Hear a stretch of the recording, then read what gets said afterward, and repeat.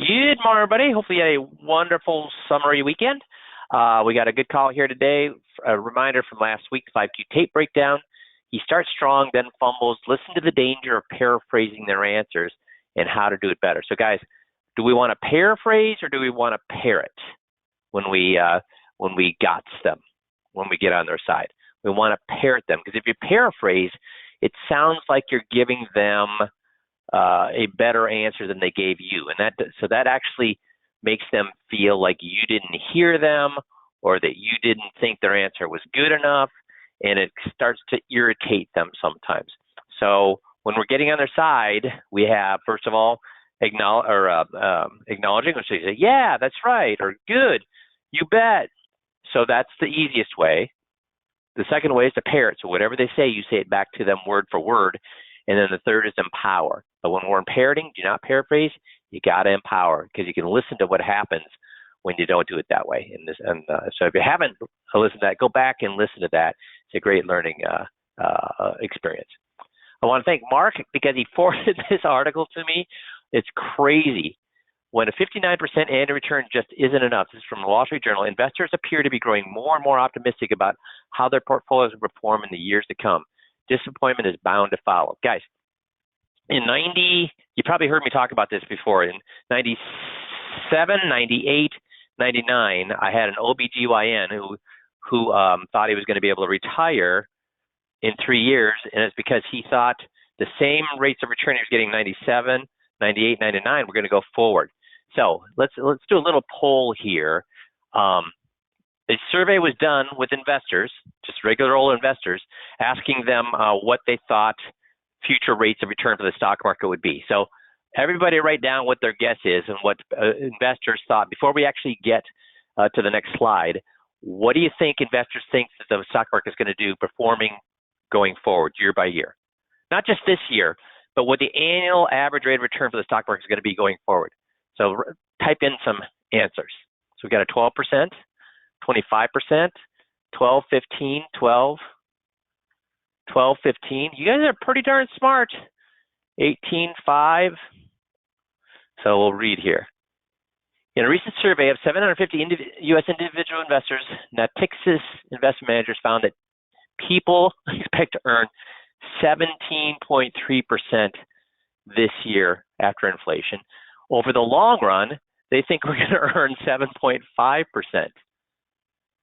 So that's even higher than this year. That's up from 10.9% long term. So what is the market average over the last 100 years? What's the market average over the last 100 years? Not over the last 100 years. Well, you know what? Let's get the answer to that. Second here. So rather than believe me, let's take a look here. So stock market average return 100 years.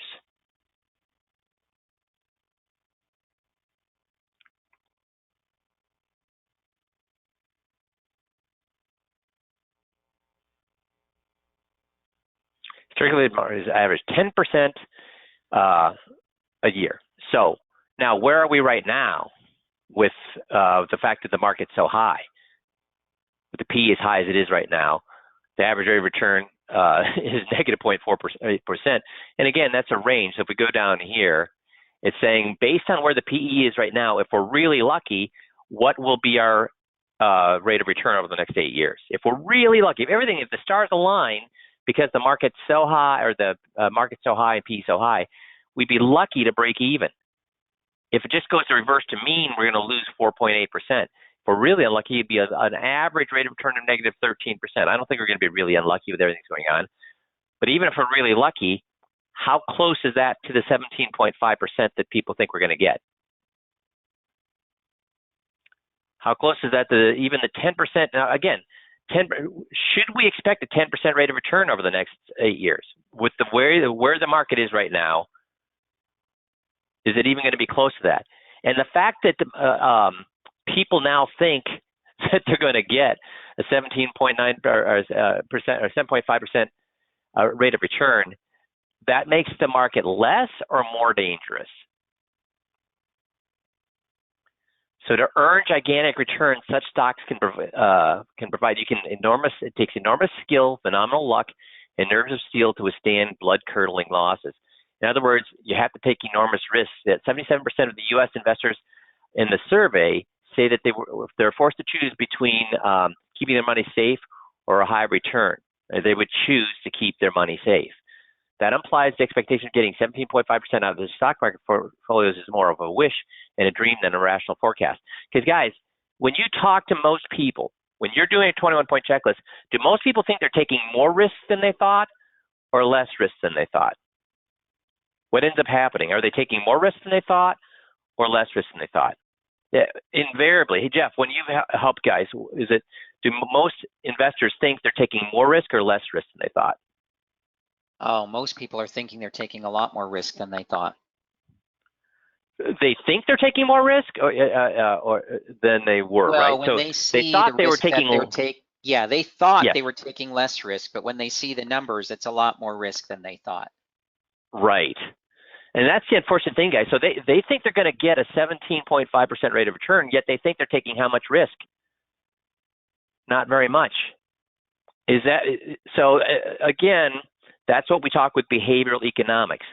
Very smart people, well-balanced, mentally well-balanced people will make great decisions in everything except for one thing.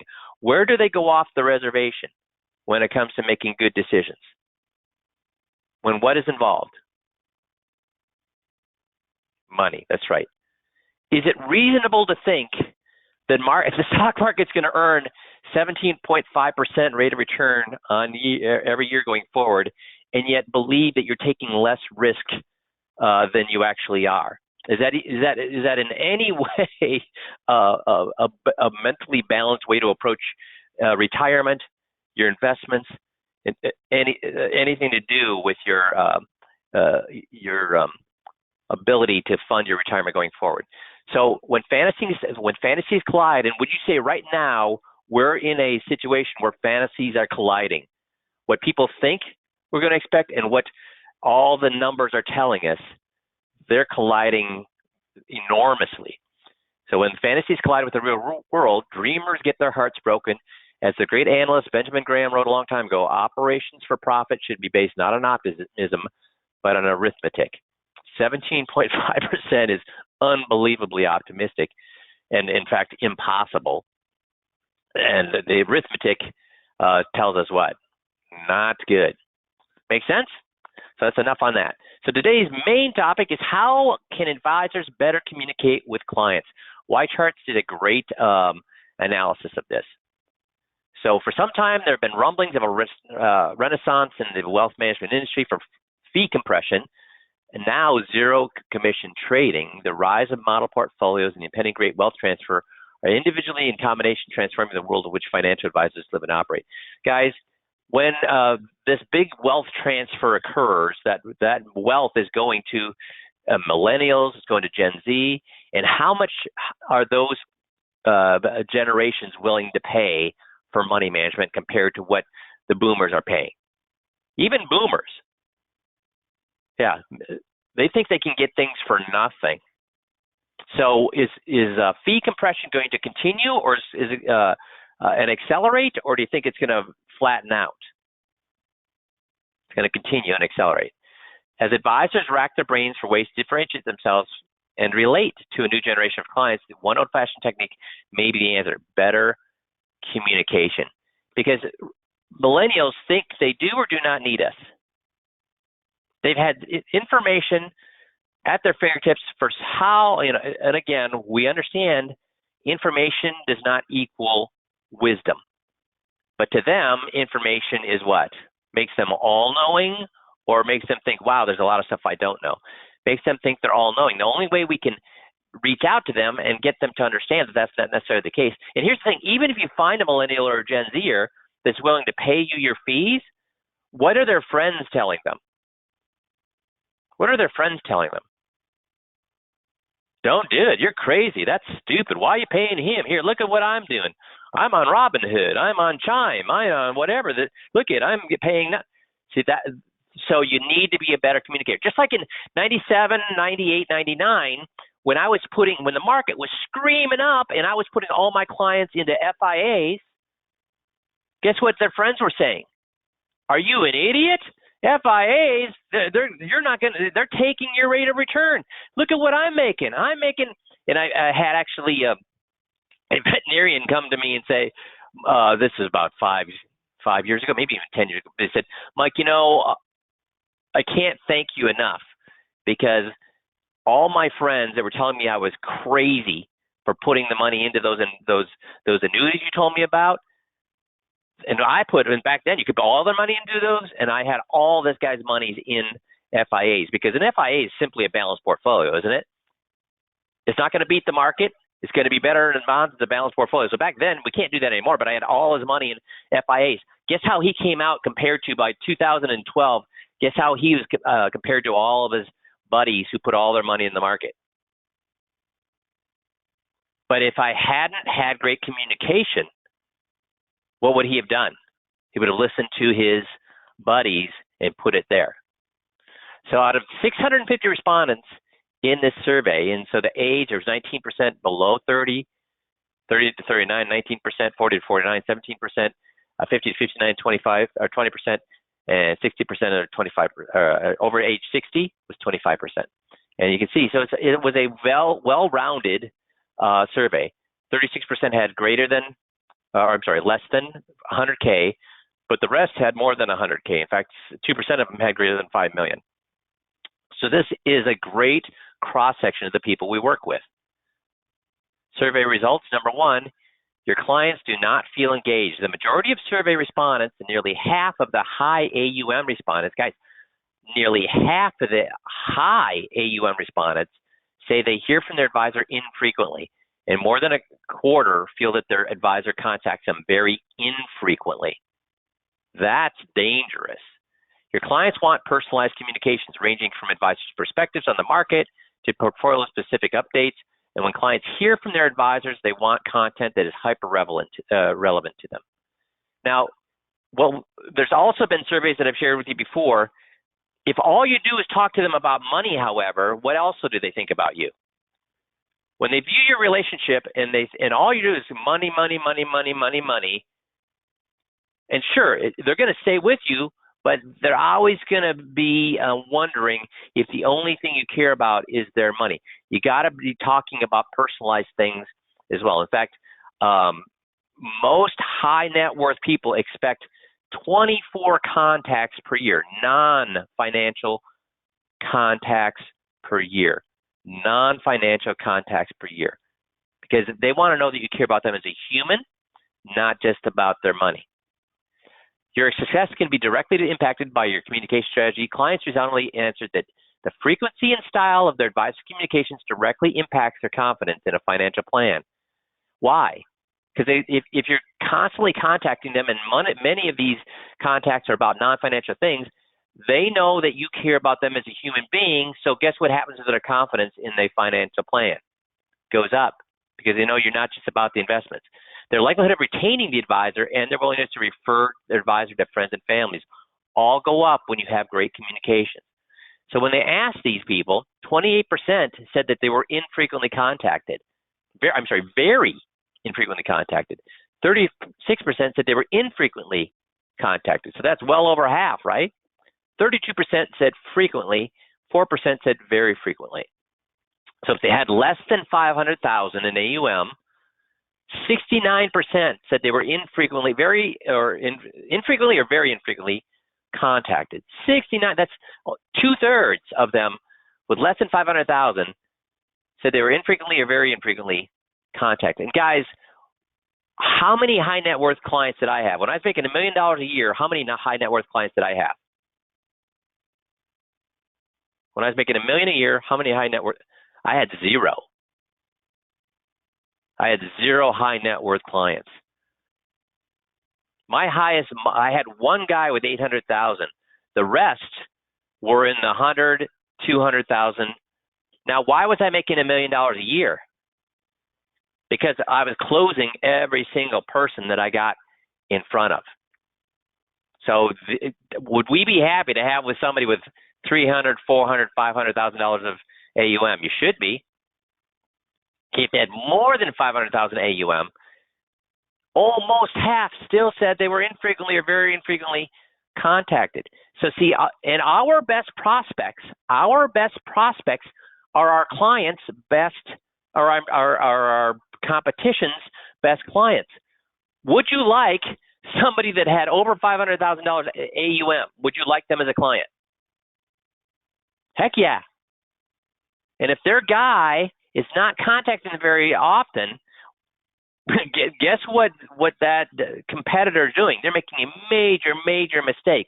Because if you start communicating to their client on a regular basis, it ain't going to be long before they start to drift away from the current advisor and over to you. It's important for my financial advisor to anticipate questions I might have and reach out proactively. 35% of them expect you to proactively. They don't expect you to sit on your behind and wait for them to call you. So 75% agree that they think you should anticipate their questions. So if the market is going down or volatile, you better what? Reach out to them. If interest rates are going up and they have bonds, which at this point is idiotic, and I'm telling you straight out, and if you're offended, call me or Jeff and we'll explain why that's the case. But if you have your clients in bonds right now, Jeff, what are some of the biggest investors in this world, hedge fund managers, money managers, wealth managers, saying about having money in bonds right now? Yeah, they say it's a huge mistake. It's crazy. Yeah. So if you want to follow whoever your money manager is, even though all the big guys say that's crazy, and interest rates are going up, you had better call them, because what did we see with long term? Some bond funds have gone down 15% already for the year. So you got to anticipate these things happening. You got to anticipate their questions. If something's happening tax-wise, market-wise, interest rate-wise, call them up, communicate with them, okay? Would more frequent or personalized communication give you more confidence in your financial plan? 66% you said yes, that would, as we just talked about, because they know that you care about them. You care more about them than your current, or than just about their money.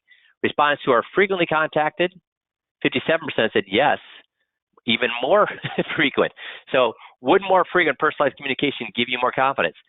Even respondents who are frequently contacted said what? They want more or want less contact? Even more contact. Would you like your advisor to send you an interesting statistics, visuals, and or articles relevant to your portfolio holdings? 75% said yes, they would. Respondents under 50, 83%. Respondents over 50, 65%. So even our bread and butter, 2/3 of them say yes, they would like interesting statistics, visuals, and articles. And do you have to come up with these things yourself, guys? Do you have to design the statistics, design the visuals, design the articles? No, there's services out there that do that stuff.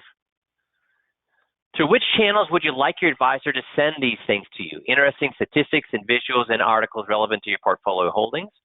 79% said they want it via email. 29% text message. So how many of your clients do you have their cell phone and text them regularly? Face-to-face, newsletter, phone call. So do they, again, is a newsletter and text messaging and email okay? That's even better than you don't have to do face-to-face. You don't have to even call them. Blog or website, Facebook, LinkedIn, Twitter. You can see why I'm not a big fan of LinkedIn. Respondents under 50, 75% said email. Respondents over 50, 87%, almost 90% of them via email. Text message, still a big chunk. Newsletter, website, and again, where do we see LinkedIn? 13% and 2%. 13% and Twitter, 2%. Perspective, how would you like them to send, or your advisor to send you perspectives on the market and the economy and saving and planning tips and other how-tos? Again, email, 71%.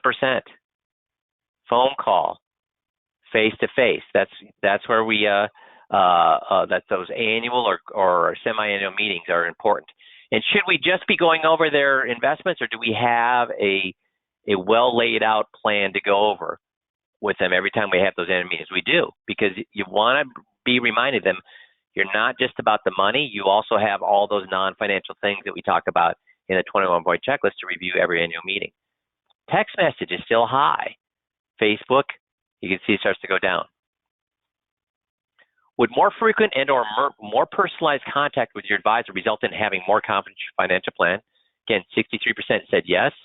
Respondents over 50, almost half said yes, it would give them more confidence. With regards to AUM, nearly half the clients with $500,000 or more under their advisor's care felt that frequent and personalized contact would give them more confidence. So again, almost half, even the people with a lot of, especially the people with a lot of money, they want more frequent contact, and it's going to give them more confidence in your recommendations. And guys, think about this. How much easier is your job if they have a lot of confidence in your recommendations? How much easier is your job if they have a lot of confidence? It's so much easier. It's simple.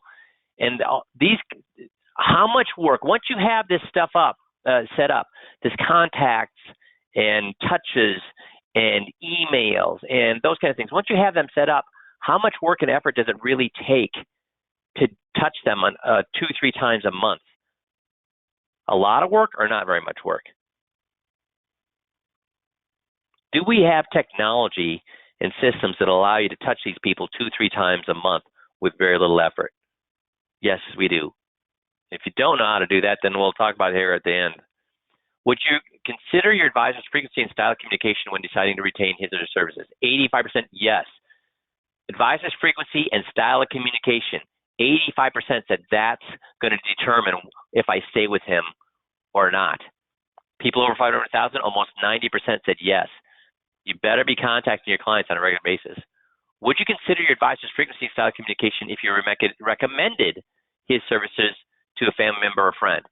Almost 90% said yes. So the more you communicate with them, and that's what they found, that study that showed that 24 contacts about non-financial things, birthday contacts, holiday contacts, just checking in contacts, those 24 non-financial contacts took people from being satisfied to loyal. And when they went from satisfied to loyal clients refer on average 2 people per year. So if you look at your clients, how many of your clients have referred 2 people in the last year? Because that's how many loyal clients you have. Now, the rest of your clients are satisfied, and we've been told over and over and over our lives, keep people satisfied. Do you want your clients satisfied, guys? I don't. Why don't I want my clients satisfied? Satisfied clients have said, I'm going to stay with my guy until what? I'm going to stay with my guy until what? I find something better. That's right. I don't want my client to stay with me till they find something better. I want my client to be so loyal they don't even look at anything else out there. Does that make sense? And your frequency and style of communication is going to go a long way to making them those loyal clients. Finally, respondents were asked to rank factors most important to them when selecting a financial advisor. Deep understanding of my goals. With the 21-point checklist, do we have a deep understanding of their goals with the 21-point checklist? In fact, do we have a better understanding of their goals than really any other financial plan out there? I've only got 2 yeses. Give me Y's for yes and N's for no's. Yes. Second one, customer service and communication. Third is portfolio of performance. So guys, where do our competitors fall? I mean, of 1, 2, and 3, do our competitors focus on the most important 2 things or the least important 3rd thing? And here's the funny thing. Do we have control over understanding their goals? Do we have complete 100% control over understanding their goals? Do we have complete and utter control over customer service communication? Do we have complete and utter control over the portfolio performance? No. So why do I want to spend all my time about something I have no control over and ignore the 2 things I do have control over that actually will make the determination on, number 1, whether a client stays with me, number 2, whether my relationship with them is very easy and simple, and number 3, whether they're going to make referrals. This is where you should spend 90% of your time. Should I be looking constantly for a better portfolio manager? Should I be looking constantly for better software to manage investments? Should I spend any time looking at portfolio performance? Once I've found my manager, should I spend any more time looking at that, or should I spend all my time doing this? This is where I should be spending my time if you want a successful practice. Respondents' most important factors in selecting a financial advisor. 60% said deep understanding of my goals. 60% said customer service communication. Less than half said portfolio performance. And why do they say portfolio performance? Why do only half the people say portfolio importance is important? Because they know that, do they believe that the half that doesn't think portfolio performance is important, it's not that they don't think it's important, they just think that every advisor is out there, do they think that one is better or smarter than the other? No. So they're like, you know what, portfolio performance isn't that big a deal, because regardless of what investment professional I'm with, they're going to get similar rates of return. They don't. If really they thought one advisor was going to have a much, much better rate of return, how many clients would that advisor have? If there was one guy in your town who people thought could get people a higher rate of return, how many advisors would there be in your town? One. But people don't really believe that one advisor is going to be better than another advisor when it comes to rates of return. What they're looking for is one advisor is going to be better than when it comes to putting their concerns above the advisors. That's what they're looking for. So what's next? Financial advisors' clients told us three things about the state of advisor-client communications. They don't feel engaged. First, they do not feel engaged. Your clients want more personalized communications. Your client's confidence and their likelihood to retain and refer to you is directly impacted by your communication strategy. So how can you create a great communication strategy? Number one is commit to cadence, which means just like dieting, a new communication strategy takes consistency. Can you send out the epidemic marketing this month and then not send it out for 3 months, then send it out again, and then send it out 2 months later, and then skip it for 4 months? Is that a good way to communicate? No. You're better off sending out, if you can't do it consistently, do it every quarter. If you can't do it every month, do it every quarter. If you can't do it every quarter, do it twice a year. If you can't do it twice a year, do it once a year. But the more you do it, the more you're going to get a loyal client and a client that refers. Now, you're much better if you can't do it monthly consistently. And again, once you get this going, it's very easy. It should be not take you more than a couple hours a month to do it once you have it up and going. Now, the problem is if you start doing it and then keep missing months because you when you start the epidemic marketing, start conservatively. Okay? So start only once a quarter. Once you got that up and running, you say, well, that's not so bad. Then you can go to once a month. But don't be haphazard, because that does not build trust. That does not build confidence. You got to be consistent. Okay? Number two, create new touch points and opportunities. The status quo of advisor-client communications indicates that clients aren't regularly engaged by their advisor. That's a problem and opportunity. So what's the advantage of having email, snail mail, texts, handwritten cards, newsletters? That's new touch points. That's new touch points. So you should not only be sending out a newsletter. You should not only be sending out emails. You should not only be sending out snail mail. You need to touch them how many different types of ways? As many as possible. Serve some clients champagne and others sparkling water. Now, I don't know if I agree with this, but this is what they're saying. They're saying it'd be time-consuming to send a personal note to every client over any period of time. However, personalized service becomes more attainable with the champagne or sparkling water analogy. Let's hear us out. Your most important clients, such as those with the most AUM and most referrals, deserve the highest level of service. Now, I will say, and Missy can validate this. Missy, did our service and communication and the way we loved our clients change based on how much money they had with us? Did it change at all? Not at all. Everyone got the exact same level of service. Yes. Now, if they made referrals, though, then guess what happened to their service? That went up. So I did give higher service to people who had referrals, but the amount of money they had, because really, guys, if you think about it, does it take any more time and effort to do something? When you have a system up and running, it actually probably takes more time and effort to carve people out and treat them differently than to treat everybody the same. Now, why also would I treat people maybe with less money just as well as the people with money? Why would I do that? You probably have all experienced it. They talk. That's right. You've all probably experienced it where one of your clients who did not have a lot of money ended up referring their mother, their brother, or their friend who had what? Not a lot of money or a lot of money. So that's why if you communicate with people, treat them right, you're going to get referrals. And sometimes those people without a lot of money know people with a lot of money. Number 4, honing on understanding your clients and their goals. Client surveys said that they're being understood. Having their goals understood is the most important factor when selecting a financial advisor.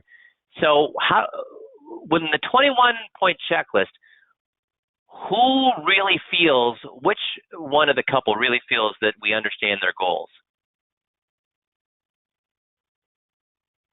Which of the wife does? Because we spend, every time we meet with them, we talk about those non-financial things, and it reminds her, geez, I love being with this advisor because my other advisor never talked about these things, only talked about the money, only talked about the money. Now, we're going to talk about the money, so so that means now we're getting, every time we have an annual meeting, the wife wants to come, the wife wants to talk about it, the wife enjoys the meeting, and when we talk about the investments, so does the husband. But now we're talking to both of the couple instead of one. Here's a great little framework that you can think about for how to communicate. Broadcast versus personalized. So broadcast means it's general. Personalized means it's to them, basically on a name-by-name basis. So communications occurs at a scheduled intervals and it's distributed to many or all clients. Broadcasts are scheduled. That would be quarterly market perspectives, industry thought leadership, and or marketing cadence, brand amplification, getting people to remember who you are.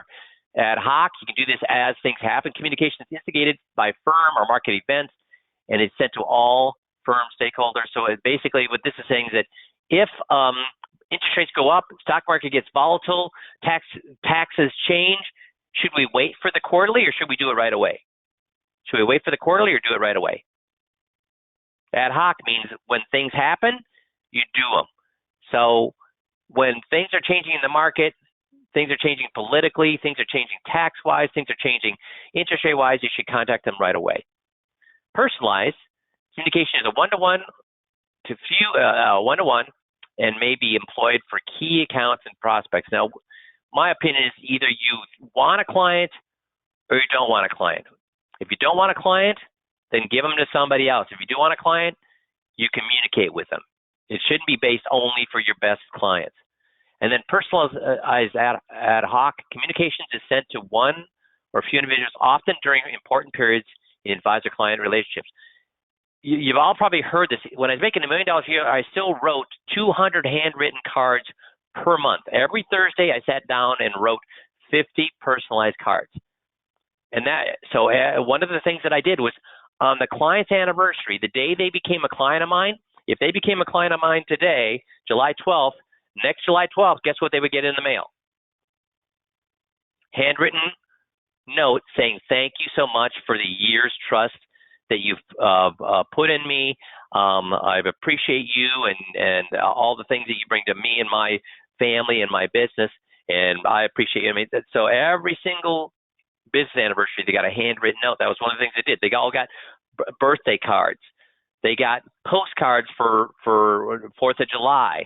They've got postcards for Labor Day. They got cards for Easter. That's how you would send those personalized ad hoc that were right to them. So how many of you, list of hands, I want you to say yes if you do this. How many of you send out a thank you note, personalized, handwritten thank you note to people on their business anniversary with you?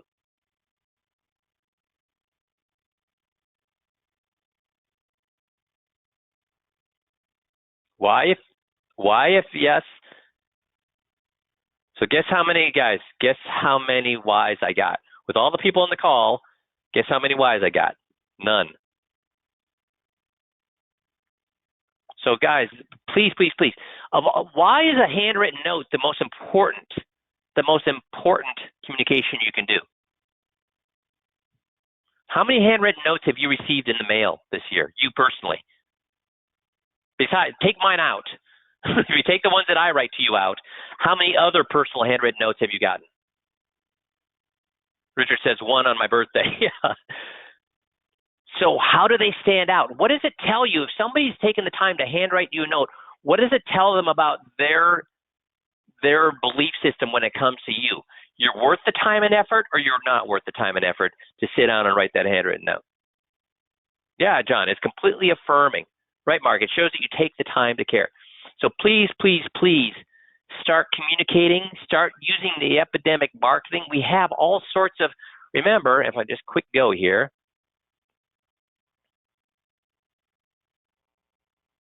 if you go to, remember, we've got tons of marketing things, or not marketing things, communication things that we can do for them, okay? And are there other services out there that will help you do even more? Yes. And remember, we had Tom. Tom's our king of referrals. The reason he's the king of referrals is because he has an unbelievable communication system, which he shared with us about 3 months ago. And Missy and Tricia, thank you again, Tom, for working with Missy and Tricia to help us put all of that in our 5Q manual on how to do that kind of communication. So where's that again, Missy? So help me out here. Where can they find that whole?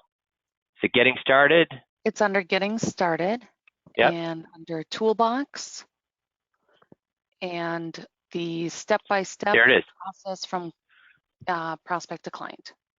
So guys, if you want to know how you can communicate with somebody over and over and over and start generating unbelievable referrals and loyalty, that's where you're going to find it right here. So under Getting Started Toolbox, and then step-by-step process from prospect to client, and right there. So this is, and again, we're coming into middle of August, middle of July. In August, there's 2 things you should be doing. What do you think you should be doing right now in the middle of July and coming into August? What are the 2 things you need to be doing? First one is what we talked about today. Set up an automated communication system for your clients and prospects. Set it up so it's really easy when you start to get busy. That's the first thing you should be doing. What's the second thing you should be doing now and into August? Well, Dale, you're right. Dale said seminars, and so we don't want to be doing them seminars in July and August. We should be doing them in September and October. We should be doing a ton of them in September, October. So that means if you want to do them in September, October, you should start worrying about that in September, October, or you need to start doing it when? Right, Bob. You need to start planning your fall marketing campaigns right now, Bob. That's exactly right. Make sense? So take this. A lot of you are extremely busy, so thank you for not breaking during the summer, but actually still hitting it hard. But those of you that have taken summer kind of a little bit slower, make sure you're setting up these automated communications, and also start getting your fall marketing put together. Because the saddest thing is when September comes along and then people start talking to us about marketing, we're like, well, you got about 1 month left, because if you start September, you got October, but you want to be marketing in November, December, guys. So if you start in September, you only got October to market. You don't have November, December to market, because that's when we get into Thanksgiving and Christmas. So you need to start, and if you want to have more than just one push towards marketing, you got to start now, so you have both September and October. And what 2 months do you think were my best months? What 2 months do you think were my best months for people showing up to my marketing? There were 2 months that just completely blew everybody else out of the other months out of the market. First one was January. The reason with January is because people kind of think, oh, it's a new year. I should start thinking about making some changes, updating my finances, updating my estate planning. So January was the first one. Guess what the second month was? September. Why do you think September was? Because everybody took that 3 months off Even when you're retired, people treat summer like summer. And then when we hit that Labor Day, they think, okay, now's the time to get started on all those things I've been putting off, looking at my finances again, looking at my estate plan again. So you want to be marketing. If I had 2 months to market, it'd be January and September. And if you want to market in September, you got to start now. Make sense? Awesome. Good. So that's what I wanted to cover today. Please, please, please start communicating more with your clients. Use our tools. Use all the other tools that are out there. Start writing those handwritten notes and start planning your fall marketing if you're going to be marketing. Make sense? You guys have a fantastic rest of the week, and we will talk to you all next Monday. Thanks, everybody. Appreciate you guys.